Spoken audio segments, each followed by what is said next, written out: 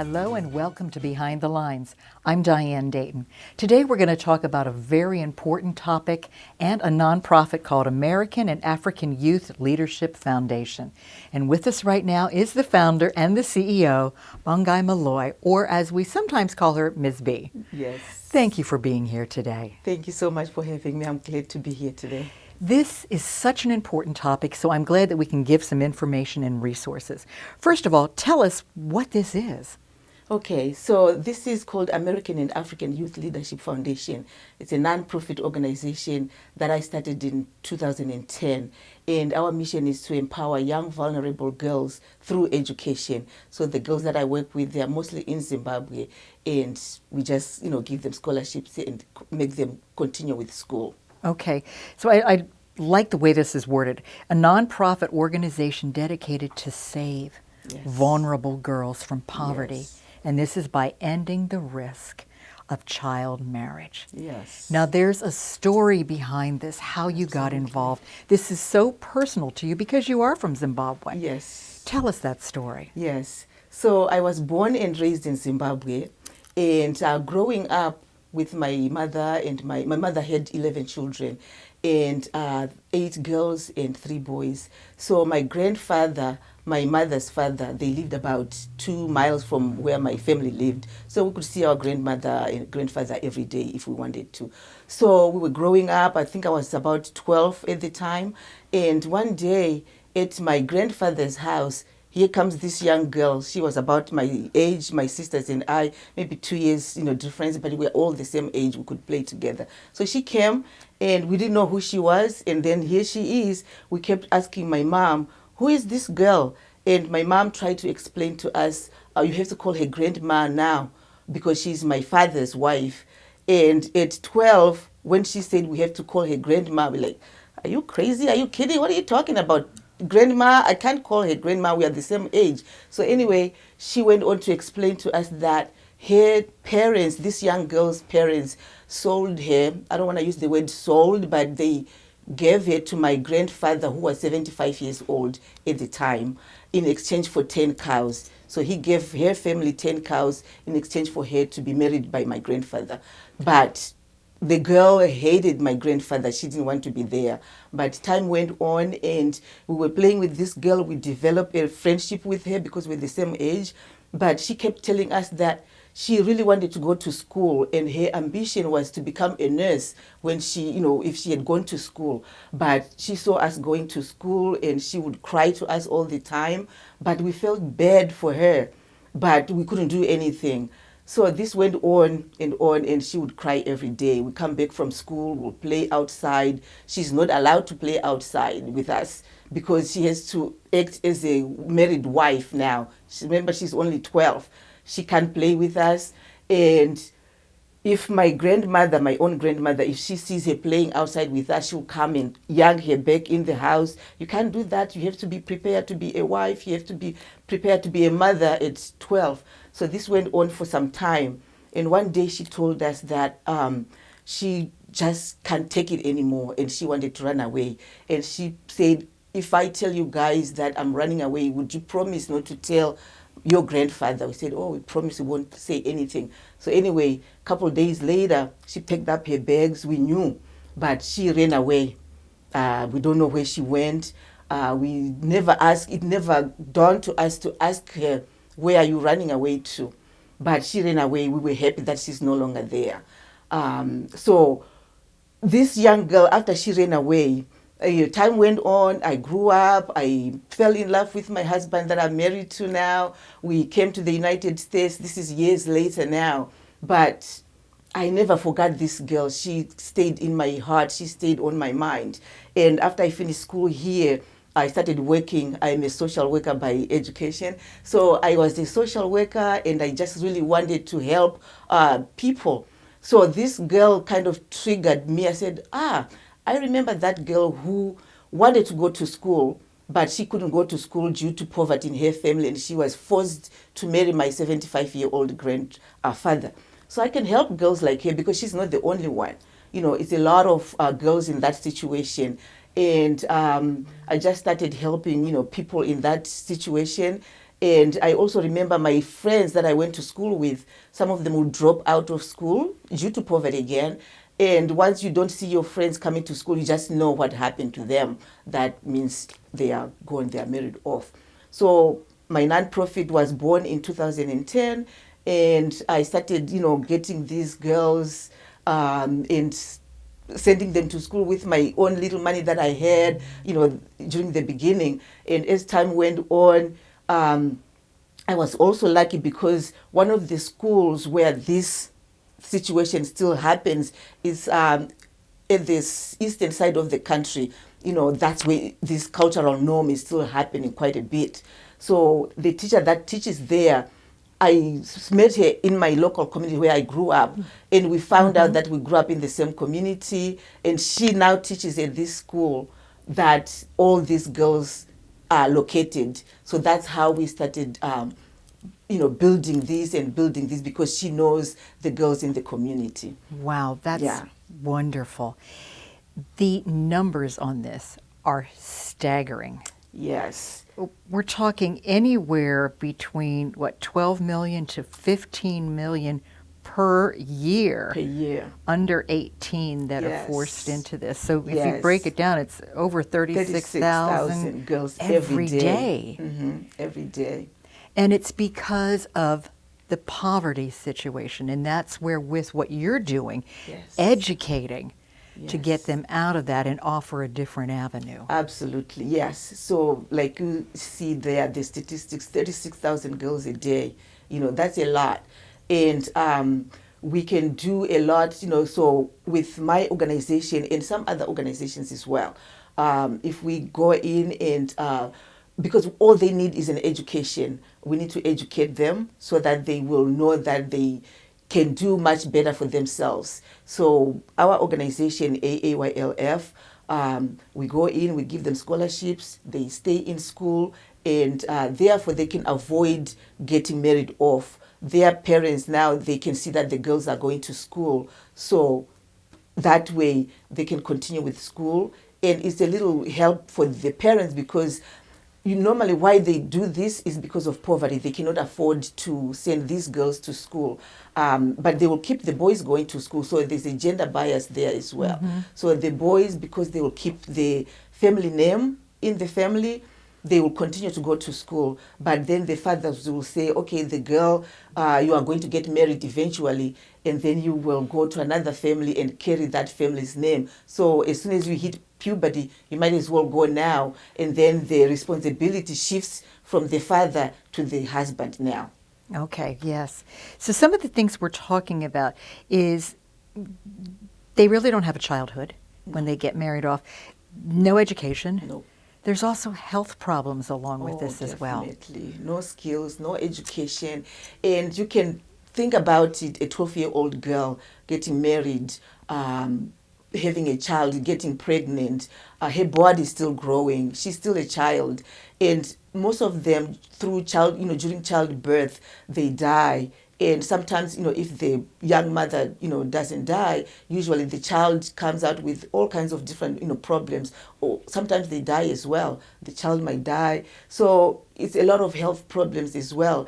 And most of these old guys that they are forced to marry, they are 60, they are 50, they are 75. In my grandfather's case, they have been all over the place.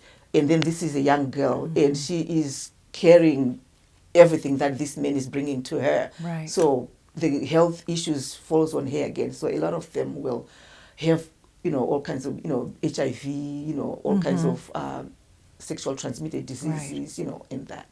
You have a website too. What is that? So our website is www.endchildmarriages.org. What are we going to find on there? You are going to find all the girls that we are supporting. You are going to see some of the success stories that we have within our girls. You are going to see how you can help as an individual, how you can help us sponsor these girls, how you can help us educate them. So you'll see all that on our website. Okay, that's wonderful. Yes. We're going to take a short break. When we come back, we're going to share some of those success stories, and we're going to talk about how we all together can make a difference. Stay with us. LCTV 66 is your community channel, and your donations keep us on the air and help to produce more local programs. Send your tax-deductible donation of $500, $100, or more to the address on the screen. Or think of it this way: for the price of a couple of movie tickets, you can help support your community channel. Send what you can and be a part of all that is good about Lancaster County. Thank you for your tax-deductible donation to LCTV 66, Lancaster's Connection. Welcome back to Behind the Lines. We are with the founder and CEO of American and African Youth Leadership Foundation, Ending Child Marriage in Zimbabwe, Bangai Malloy. There are some wonderful success stories that you have with what's going on that you've started over 10 years ago now. Yes. Share some of these with us. Sure, I have a lot of success stories. And you can see when I talk about these success stories, it brightens my face. Absolutely. And my heart. So I do have a lot of success stories, but there's one that really sticks out for me. This young girl, her name is Maureen. And we got Maureen, she was about 13 or 14, just about to start high school. And her parents were poor, they didn't have any money. And the only option for them was to marry Maureen to her father's friend, who was 60 years old, and Maureen was only 13 at the time. So luckily we got her before this happened. It was just about to happen. We got her, we put her in school, and she was a bright student. And Maureen, her ambition was to become a businesswoman. She wanted to be her own boss and owning her own businesses. So she went through high school, passed all her subjects, went on to do her bachelor's degree at a university in Zimbabwe, finished all that, went to her master's degree in business and finance, did that. And while she was in doing her master's program, she met her husband now, his husband now, but she met this guy, fell in love, they both finished school, they got married. Now Maureen is a married, happy woman with 2 children, and she now has 2 businesses that she's running. She is employing other women in the local area. But the best part about what Maureen is doing is she's now sponsoring another girl from the community that Maureen grew up in. So this girl is also in the same situation that Maureen was. So what can beat that? It's just like something that I said, wow. And then I think about, if we didn't get Maureen before she got married off to this old guy, her life was just going to be over then. But now she's a successful woman. She's a businesswoman. She's doing what she loves to do with her family and happy. So that's Maureen's story. And I have another one. Do you know what was great? Just one addition with that. The businesses she created, the ripple effect. Oh, yes. Yes. It's huge. Yes. Huge. Yes. Give me the other story. Okay. So the other story is another young lady, similar situation. She was also about to be married off. Her father had died, so she stayed with her mom. And then the mom couldn't support this child. So the uncle, the father's brother, was like, okay, we can't send her to school. So the only option is to marry her off. So again, we got her, sent her through school. Her name is Fa, and she went through high school. She went to another university in Zimbabwe, did her bachelor's degree in communications. She wanted to be a news reporter, so she did that. And she also met her husband now while she was finishing up her degree. And they both, I think they did the same degree. They finished school, they now got married. I was supposed to go to the wedding. They got married in 2020, and the wedding was supposed to be in April. I was supposed to be there for the wedding, but then COVID came. I couldn't go. But the happy ending is that they went on and got married because COVID was everywhere, got a small wedding. But now, this last month, she finally had her big wedding that she dreamed of. So she's happy. She has 1 son now, and they are happy. And again, she's also helping other kids in her local community where she grew up in. So we have, all those stories. That's wonderful. Yeah, I have more if you want me to. Oh, yeah. Well, let me ask you a question about Sure. what's going on specifically there with the program and how this operates. We refer to her as your angel on the ground. Yes. Rashai, right? Rashai is the angel on the ground. Without Rashai, there's nothing. Because I'm here, it's important that I'm here because that's where I raise the money from. But on the grounds, Teacher Rasha is there. She sees all these girls every day. They come to her, they call her mom. You can imagine with one teenage girl is a headache, but she has hundreds of girls Wow. that come to her and call her mom. They go to her with all kinds of problems. But the most important part that Teacher Rashai does is she locates these girls. She's the one who identifies who is at risk of getting married off, and she goes and grabs those girls. And she will refer to us and say, I have this 12-year-old girl, this is what's going on. If you find a sponsor, she is on the top of the list to be sponsored. So that's how we do it. So she will tell us, and then once we get the money, we put the girl in school, we send the money to Teacher Rashai. She sends us receipts, videos, whatever we need. Everything is transparent, and it's very clear. As soon as the girl is sponsored, we send the money. She sends us, the videos showing her in school, that now she's in school. Wow. So Teacher Rasha is the angel on the ground. Wow. So the Yes. way that we can help and the way that this makes a difference is by sponsoring a girl. Yes. Correct? Yes. What does that look like? How do we do that? Okay, so sponsoring a girl is quite simple. Anybody can sponsor, you can sponsor, anyone can sponsor. So in Zimbabwe, the school system, they have 3 semesters. So for this particular school, one semester is $100 per semester. So for the whole year, it's $300. So think about it, one girl, for her to stay in school, it takes $300, and we can break it down to $25 a month. So if people, if a sponsor said, I don't have $300 now, but I can afford $25 a month, you can save a girl from being married off to some old guy, and you can keep her in school. So Wow. that's how we do it. So we would go to the website. You go to the website, which once again is www.endchildmarriages.org. okay. You just go there, you follow step by step. You can go, it's everywhere on the website. Sponsor a girl, donate now. If you click on any of those buttons, it will take you directly to the page where you can do your, if you choose to do monthly donations of $25, if you wish to do all $300 at once, everything is there.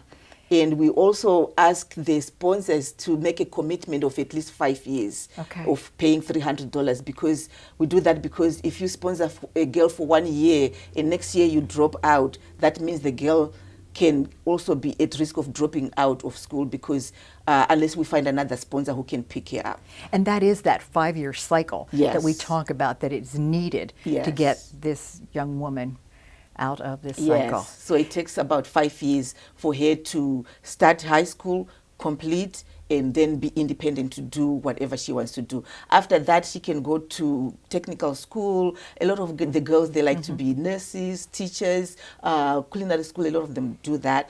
And we have some that want to continue on to go to college. Okay. Is it specific? Do we go in and pick the person? Are we matched with somebody, or how does that operate? So when you go on the website and you said you want to sponsor, what I normally do is I go back to Teacher Rashai and said, who do you suggest, who is on the top of the list, who is at the most risk? And Teacher Rashai will say so and so. It could be Abigail, it could be Anna. And then I'll contact the sponsor and say, we have this girl. We sometimes send a picture or a video of the girl telling her story. Yes. This is the one at risk right now. We need to put her in school now. If you said, okay, we go ahead and we take her off. But some people will request, like last month I had somebody who specifically requested an orphan, somebody who is no okay. mom, because she grew up as an orphan as well. Right. So she wanted to sponsor an orphan. What I love about what you're doing with this, other than the fact that this is amazing and is so needed, but it's the personal connection Yeah. that you're doing with the sponsor and with the Yes. girl, Yes. because there's relationship Oh, there. yes. And that is key, I think, for both. And for Absolutely. everybody it is. Absolutely. So we're talking about educating, empowering, and ending child marriage, right? Yes, yes, yes. Give me another story. Okay, so I have another story that just happened. Her name is Colleen. Colleen is now 18, And we got Colleen when she was 12. And this was something that broke my heart because her father wanted to marry her off to a 78-year-old man. And her mother obviously didn't want that. So her mother thinking, what am I going to do? She's going to marry her off. So she knew Teacher Rashai, and her mother went to Teacher Rashai and said, this is the situation. My daughter I don't know what to do. She said, I have a plan though. I can make it seem like she ran away and not tell my husband. So they created that scenario.